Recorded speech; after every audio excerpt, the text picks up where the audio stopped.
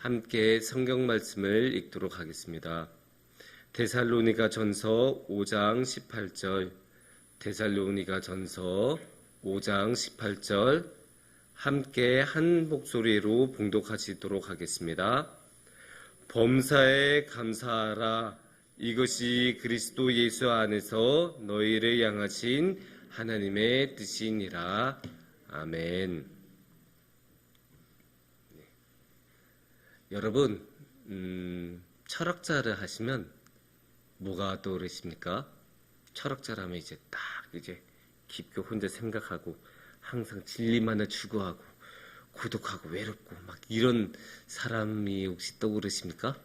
그런 철학자를 이제 보면 왠지 굉장히 똑똑할 것 같고 깊게 생각할 줄 알고 또 논리적으로 말할 줄도 알고 그런 여러 가지 모습들이 있잖아요. 우리가 상상을 하는.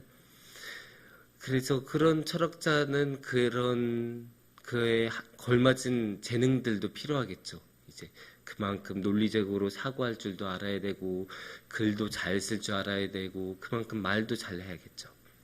그런데 이런 능력들만 있으면 철학자가 될 수 있을까요? 철학자들은 그렇게 생각하지 않는 것 같습니다. 소피의 세계라는 책을 보면 플라톤이란 철학자는 이렇게 말을 했다고 합니다. 철학자가 되기 위해서 필요한 유일한 능력은 놀라워할 줄 아는 능력이다. 좀 의외이죠? 논리적인 사고, 이성적인 사고 이런 거 다 필요 없고 많이 아는 거 이런 거 다 필요 없고 그냥 놀라워하는 것 그거 하나가 필요하다고 합니다. 왜냐면 놀라워해야 생각 자체를 시작하기 때문입니다. 놀라워하지 않으면 당연히 그렇게 되는 거지. 아 그래 저거 그렇게 되지. 그냥 다 이러고 쑥 넘어가 버리고 말지 더 이상 깊게 생각하지 않습니다. 철학자가 이렇게 철학하는 데 필요한 능력이 놀라워하는 것이라면 우리에게는 믿음을 위해서 필요한 능력은 무엇일까요? 우리에게는 믿음이 이 세상에 무엇보다도 더 중요하지 않습니까?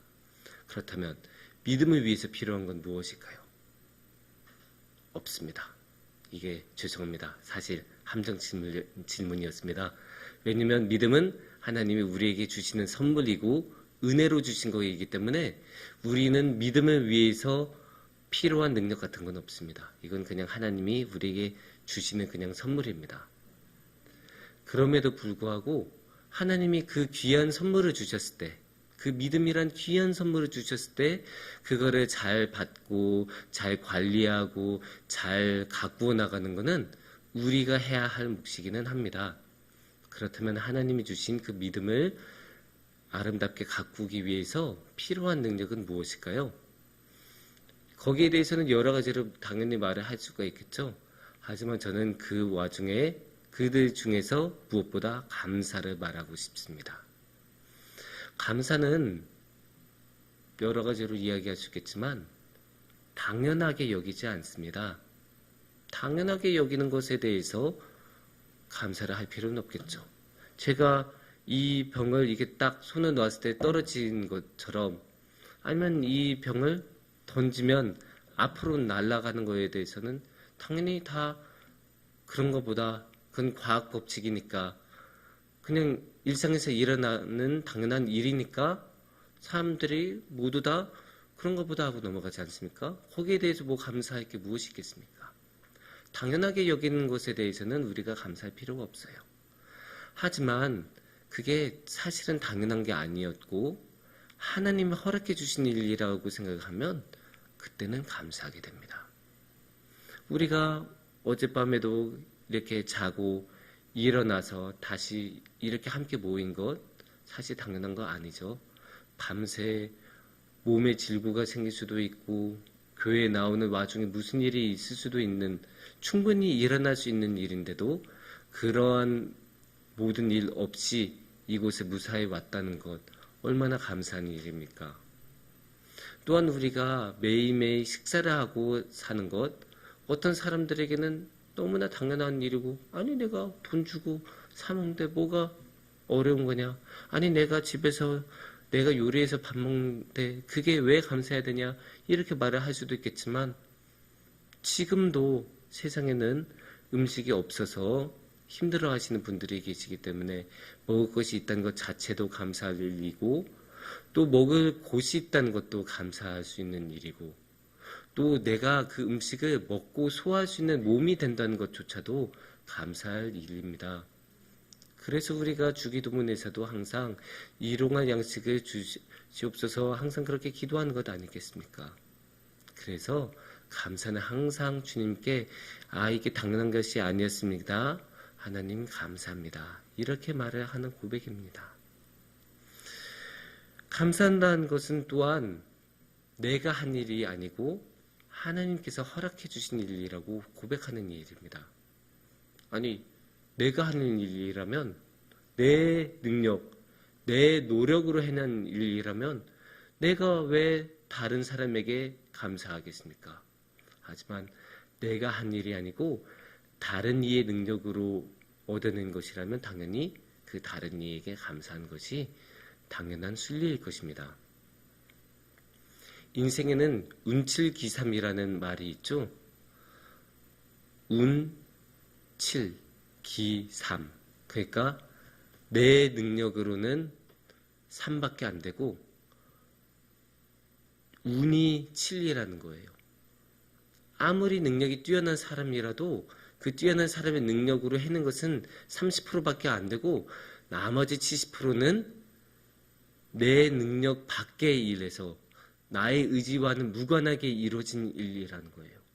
이렇게 생각하면 운이 7이나 되기 때문에 내 능력으로 된 것이라고 아무리 뛰어난 사람이라도 말을 할 수가 없게 됩니다.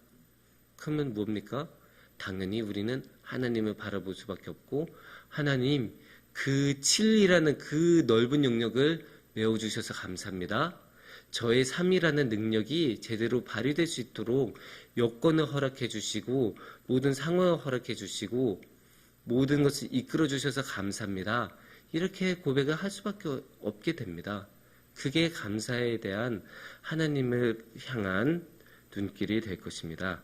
그래서 감사를 통해서는 우리는 어느 곳에서든 하나님의 손길을 느낄 수 있게 됩니다. 물론 살다 보면 정말 감사를 드리기 어려운 순간이 있습니다. 너무나 힘든 순간이 있죠.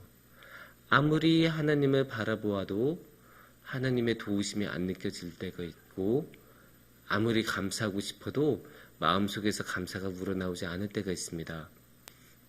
그거 잘못된 것 아닙니다. 살다 보면 누구나 큰 일을 당할 때가 있고 너무나 힘든 일을 당할 때가 있기 때문에, 그렇게 힘든 일을 당할 때는 사람의 마음이니까 그렇게 감사가 나오지 않을 수가 있습니다. 하지만 그렇게 어려운 순간이야말로, 그렇게 그 힘든 일에 완전히 짓눌려서 더 이상 아무것도 할 수 없고 감사조차도 안 나오는 그 순간이야말로 하나님을 제대로 바라볼 수 있는 순간입니다. 왜냐? 그때야말로 내 능력으로 할 수 없다는 것을 깨닫기 때문입니다. 내 능력으로 이 어려운 일을 해나갈 수 없고 내 능력으로 이 고난을 헤쳐나갈 수 없기 때문에 그때는 정말로 하나님을 바라볼 수 있게 되고, 그렇게 하나님만 바라보게 될 때 우리에게는 다시 감사의 씨앗이 주어집니다. 아무래도 자신의 능력으로 해낼 수 있다고 생각을 하면 하나님을 바라보지도 않고 하나님께 감사하지도 않게 됩니다. 하지만 주님을 향해 눈을 돌리면 항상 하나님께서 우리와 함께 계신다는 것을 느낄 수 있습니다. 그렇기 때문에 우리는 감사하고 또 그 어마어마한 고통 가운데서도 감사할 수 있습니다. 그 고통이 즐거워서도 아니고, 그 고통이 가벼워서도 아니고, 그 고통이 도움이 돼서도 아닙니다. 그 고통 가운데서도 하나님께서 계시기 때문에, 그 어려운 순간에서조차도 하나님이 내 옆에 있고 나와 함께 계시기 때문에 그 고통의 시간도 감사할 수 있는 시간이 됩니다. 여러분, 저는 우리가 항상 감사로 나아갈 수 있으면 좋겠습니다. 항상 감사하면서 하나님 바라보고 하나님께 고백하면서 우리가 그렇게 감사로 하나님께 나아간다면 하나님께서 우리에게 그 감사로 인하여 30배, 60배, 100배가 되는 열매를 허락해 주실 것이고 항상 주님의 사랑 안에서 풍성하게 살아갈 수 있도록 허락해 주시기를 축원합니다. 이제 담임 목사님 나오셔서 기도해 주시고 축도해 주시겠습니다.